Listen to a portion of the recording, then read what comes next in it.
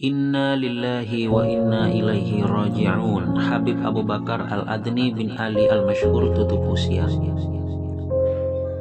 Umat Islam kembali berduka setelah mendengar kabar Habib Abu Bakar Al-Adni bin Ali Al-Masyhur wafat. Habib Abu Bakar wafat pada Rabu 27/7/2022 di Yordania ketika sedang menjalani pengobatan. Rencananya jenazah akan dimakamkan di Tarim, Yaman. Habib Abu Bakar Al-Adni bin Ali Masyhur adalah salah satu guru Habib Umar bin Hafidh atau Al-Habib Umar bin Muhammad bin Salim bin Hafidh.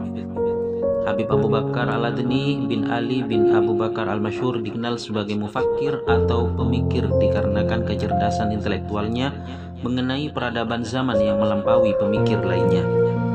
Keuletannya dalam menuntut ilmu bisa terlihat dari karya yang ia namai dengan fikih tahawulat.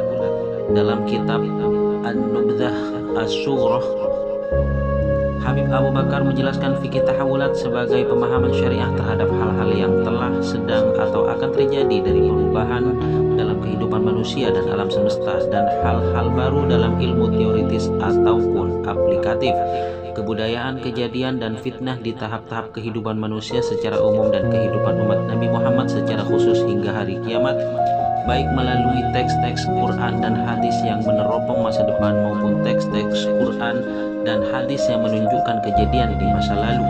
Halaman 16. Nama Habib Abu Bakar ialah Al-Habib Abu Bakar bin Ali bin Abu Bakar bin Alawi bin Abdurrahman bin Abu Bakar bin Muhammad bin Alawi bin Muhammad Al-Masyhur bin Ahmad bin Muhammad bin Ahmad Syihab bin Abdurrahman bin Ahmad Syihabuddin bin Abdurrahman bin Ali bin Abu Bakar As-Sakron bin Al-Imam Al-Qutub As-Segaf, Syekh Muhammad Maula Abdurrahman bin Dawilah bin Syekh Ali Sahibuddard bin Al-Imam Alwi Al-Ghuyur bin Al-Imam Al-Faqih Al-Muqaddam, dan terus melantas kepada baginda Nabi Muhammad SAW.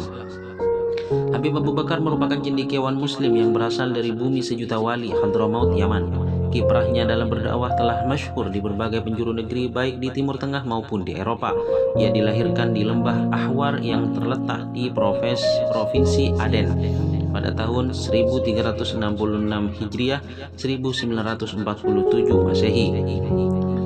Ditempa ilmu syariat sejak dini. Sejak belia ia dididik ilmu syariat agama oleh kedua orang tuanya. Tak heran jika dirinya mampu menghafal seluruh isi Al-Quran di masa muda.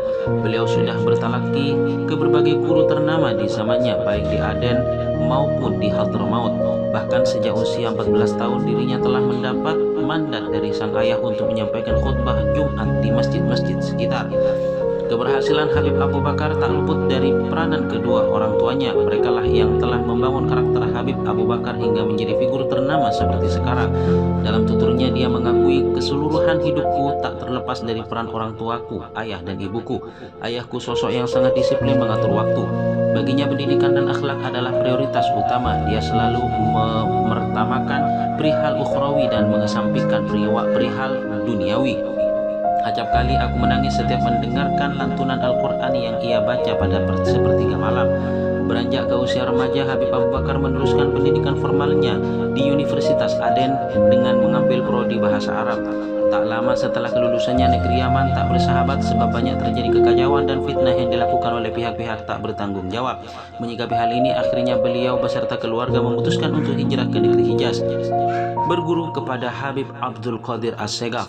Sesampainya di negeri Hijaz, terbersit dalam hati dan pikirannya untuk melanjutkan pendidikannya ke Universitas Al-Azhar.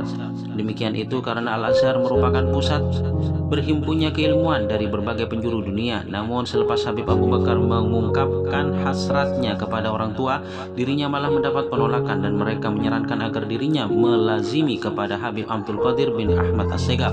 Sejak saat itu Habib Abu Bakar merasakan irtibat atau hubungan yang kuat dengan sang murabbi yang memperoleh curahan ilmu lahir sekaligus ilmu batin. Baginya Habib Abdul Qadir As-Segaf adalah figur ulama yang patut dijadikan sebagai suri tauladan di akhir zaman. Setelah menjadi tokoh ternama di Jazirah Arab, Habib Abu Bakar kembali ke negeri kelahirannya Hadramaut. Beliau menetap di daerah yang bernama Khusaisah. kota mati yang menjadi tempat disemayamkan kakek moyang para habaib keturunan Rasulullah sallallahu alaihi wasallam di Hadramaut ialah Imam Ahmad Al-Muhajir bin Isa. Habib Abu Bakar mendirikan Rubat Al-Muhajir yang kemudian berkembang pesat dan diubah menjadi Universitas Al-Wasatiyah pada tahun 2010. Sebab didirikannya lembaga tersebut semata-mata demi memenuhi perintah Nabi yang disampaikan kepadanya melalui mimpi. Tentunya hal ini tak bertolak belakang dengan fakta yang ada, karena barang siapa yang pernah melihat Nabi sungguh ia telah melihatnya, dan hal tersebut dikhususkan bagi mereka yang memiliki hati bersih. Letak perbukitan Khusaisah berada sekitar 20 km dari kota Tarim. Sistem pembelajaran di lembaga ini pun masih menganut dan mempertahankan metode ulama-ulama Hadramaut, yaitu talaki. Bagi mereka yang memilih sistem kuliah, maka ia akan lebih ditekankan kepada ilmu syariat dan hadis. Beda halnya dengan sistem Rubat yang dominan lebih cenderung membebaskan santri untuk menghadiri halakoh-halakoh di sekitar kota Tarim. Aktif menulis kitab. Sanad keilmuan Habib Abu Bakar tak terhenti hanya kepada ulama Hadramaut dan Hijaz saja. Lebih dari itu, beliau telah melancong ke berbagai negeri seperti Mesir, Syam, Yordania hanya untuk mendapatkan sanad keilmuan dari ulama-ulama tersohor di sana. Mahakarya yang terlahir dari tulisan beliau sangatlah banyak. Kegigihannya dalam mengabdi kepada umat menyerupai para salafus soleh. Bagaimana tidak, karya-karyanya saja sudah mencapai 150 lebih yang mencakup berbagai disiplin ilmu seperti fikih, sejarah sastra, jurnalistik, dakwah, kebudayaan, metodologi, dan lain-lain. Habib Abu Bakar dan fikih tahawulat.